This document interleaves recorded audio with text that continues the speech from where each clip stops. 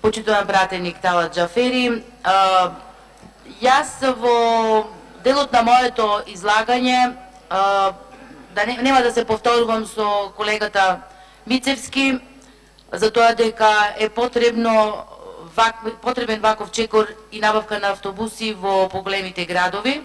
посебно онаму каде што имаме еновно загадување и ќе работиме, односно ќе се работи против тој дел, затоа што еден од главните чинители е и аерозагадувањето од издувните гасови на возилата, посебно во делот и на автобусите. Меѓутоа, она што сакам јас да потенцирам е дека ние како пратеничка група ќе гласаме за ваков заем и секогаш кога настапуваме и во делот на нашите критики е дека доколку како пратеници знаеме зошто се тие заеми, односно каде ќе се потрошат тие парични средства, ќе дадеме поддршка. Меѓутоа, она што претходно беше како манипулација од вас, почитувани колеги пратеници кои тогаш бевте опозиција, е дека и при набавката на автобуси, кои не се мала бројка, негде околу 400 предходната влада ги набави, вие гласавте против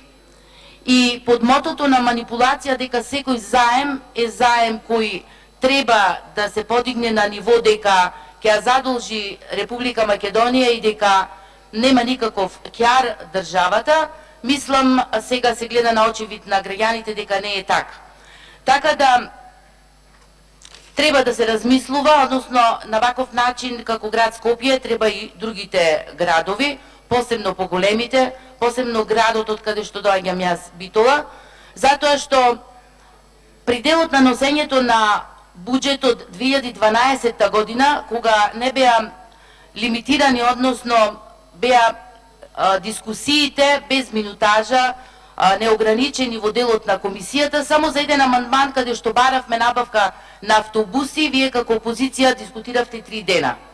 И во делот на целокупната програма за живот кој треба да дојде и треба да го донесите во Република Македонија беше дека со вашето доаѓање